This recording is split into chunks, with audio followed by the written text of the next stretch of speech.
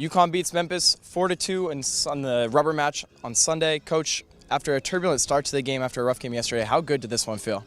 Well, it's a relief. You know, you feel like you dodged a bullet. We didn't play our best baseball. We played better and tougher than yesterday. That's what I wanted in the ball game. We had some drama in the middle innings there with Jake Wallace getting ejected. That can't happen. But the guys toughed it out. Christian Fedco, he's just tough, and he didn't have a great weekend. And yesterday I kind of saw him on the way out. I said, hey, man, we need you to have your swagger. If you don't have swagger, nobody's going to have swagger. He's got plenty of it.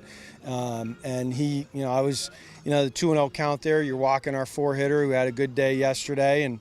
I was not disappointed to see Christian Fedco in the batter's box, and I expect him to get it done whenever he's in the batter's box. So it was good to see him come up with a couple really big hits. I mean, also when our 3 and 4 hitters had terrible at-bats, popping up to the catcher, striking out, nobody out, he hit the first pitch he saw earlier in the game for an RBI. It's just a laser RBI single. That was really important. Felt like we were going to win the game after that hit.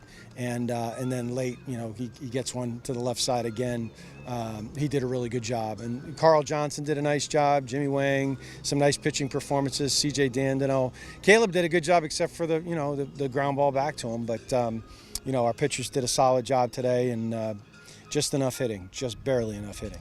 So when Jacob Wallace got tossed early in the game, what were the conversations like with you and your staff in terms of figuring out the bullpen, especially after Jimmy only went, 4 innings? Jimmy was giving up some hard contact, and he didn't have his slider today. So we realized we're dodging some bullets here. They made some hard contact.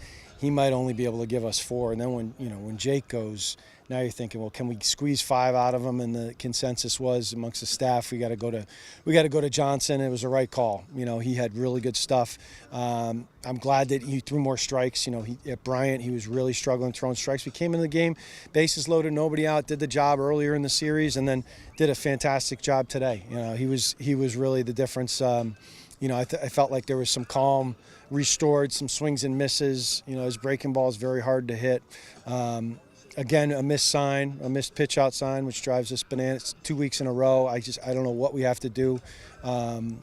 It didn't hurt us, thankfully, but it did last week. So there's some things he's got to get better at, but overall he's made progress every time out. So, and then Dandino was pressed into service. He's just a veteran. It's like he's been here forever. I had total confidence in him getting the job done. And he's a little tired. We've used him a bunch, and we didn't want to have to use him today. So Jake, now Jake's suspended for Tuesday as a result of that. So that's a standard the NCAA sets. So somebody else is going to have to step up on Tuesday against UMass. There were a number of small miscommunications. You talked about the missed pitch out, and then on the play that Worcester bobbled in front of the mound, he threw it away to first, and then there was nobody covering home at the end of that play. What did you see on that play? And just talk about some of those miscommunications and how you're going to build from those. Yeah, I mean, that's a circus play right there. Pat Winkle is he's breaking toward first base to back up a throw, a potential deflection off of the first baseman. He's got to reverse course a lot sooner. He would have gotten there. We were screaming at him. He picked it, but he just picked it up a little too late. He's got to get to home plate. Thankfully, there was a play at third base. If there's not a play at third base, he doesn't have to slide.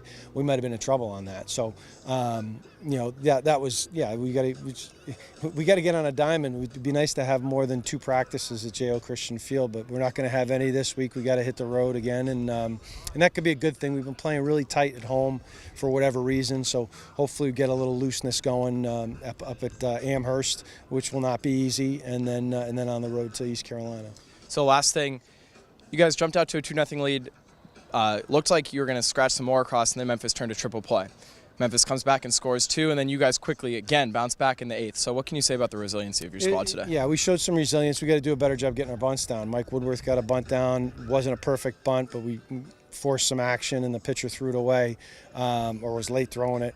We've got to be better. Connor Moriarty gets ahead 3-0 and might be thinking, oh, okay, he's going to walk me. I don't have to bunt. On that 3-1, he's got to sacrifice. That's the only pitch you're going to get a chance to do it on now, because I gave you the take 3-0. You got to get it. You got to get that bunt down, because he does hook a lot of balls right at the third baseman. And there it was. It was a tailor-made triple play, if there is such a thing.